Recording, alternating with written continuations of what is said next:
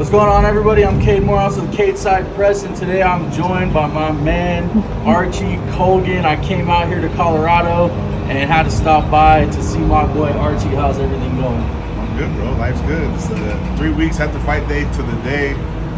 Just getting back to sparring. I've been training these past couple weeks, but just getting back to sparring. Yeah, life's good.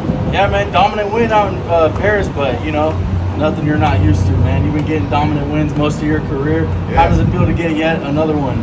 Feels good, man. Like, go all the way out to Paris, in enemy territory, get booed, get the dub, not just the dub, but a dominant one. Feels good. Life's good.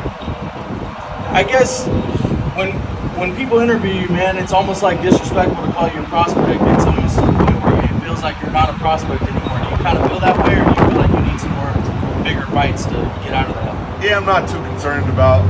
I know what my skills are, so I'm not really too concerned about what the media or the public are saying about the skills and stuff. But when the time comes, they'll see. When the opportunity comes, that whatever that is, whether it was this last fight or the next fight, they'll see that it's a contender. Probably as dominant as it could be. I mean, outside of a finish, how hard was he? Do you think he was hanging on to not get finished there?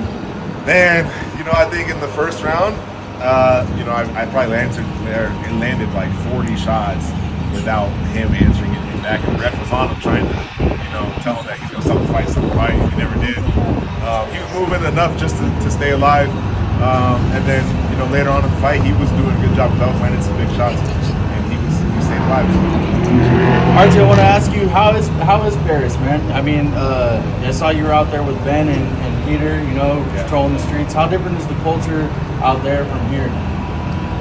It's like a lot more laid back.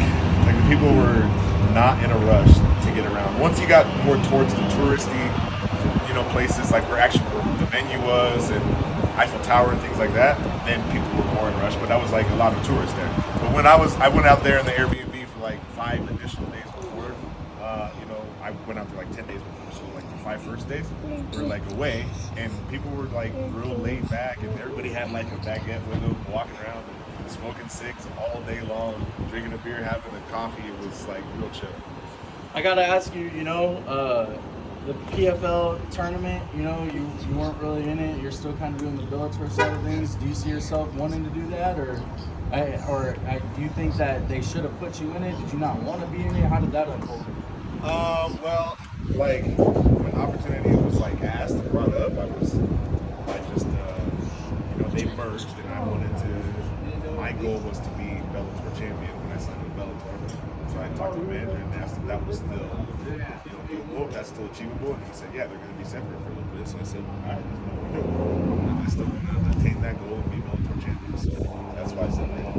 I want to ask you this: how happy are you with the PFL and Bellator and the way things have unfolded? I know a lot of fighters have really expressed certain concerns with that organization, but for you, has it been a big problem, or has it been pretty chill? So far, it's been pretty seamless, honestly. Like, they came in, and I'm still dealing with majority, the same people that I was with before when it was just Bellator. And then when I went out there, like, the people ran a very clean show. They were real structured and organized, and they were attentive to the fighter, doing their job correctly and real friendly. And yeah, I don't have anything to complain about. When would you like to return next? I know all the boys are going to be out in San Diego. We were kind of hoping that's a possibility. Is that a possibility? That's a possibility. Yeah, who else? Who's the boys? Who else is out there? Rush is going to be out there. Yeah. Napoleon's going to be out there. I'm going to be out there. Dana, all the boys, all the young kids. Man. Yeah, that's my plan. I want to be out there September 7th. I talked with Colgan after, and verbally, I think that's what's in mind. But nothing's official until the contracts are signed. This place is beautiful, man. What's your top 3 things to do out here? In Denver?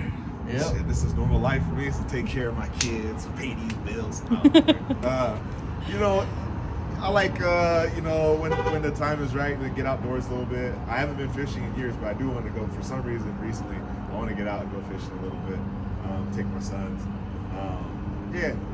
Staying busy and active, and just having a good time. I feel like I've gotten to know you a little bit, throughout the last year and a half, but I've never asked you this. What is your why? Why do you get up every day to be a cold-blooded killer, to get better? What motivates you to get up every day and just want to do this? I mean, getting punched in the face and punching people in the face is a tougher job than people think. Like, Yeah. what's your why? Yeah, well, it is tough. It's different. It's hard to do. So I like that part of it. You know, not everybody can just do it. Well, a lot of people can go and try and fight, but to be successful and have, you know, a lot of successes is hard to do.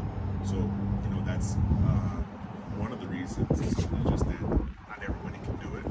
And you know, I still have a chip on my shoulder from my wrestling career and the way things ended.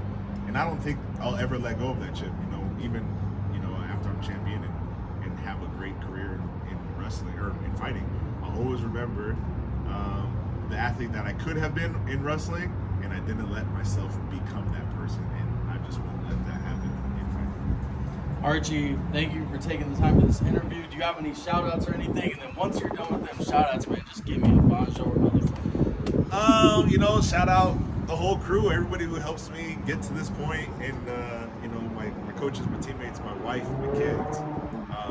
Those are the biggest shout outs, and then obviously my sponsors who help support the dream and the ambition, teammates who grind with me to help me pursue this. Bonjour, motherfuckers. All right.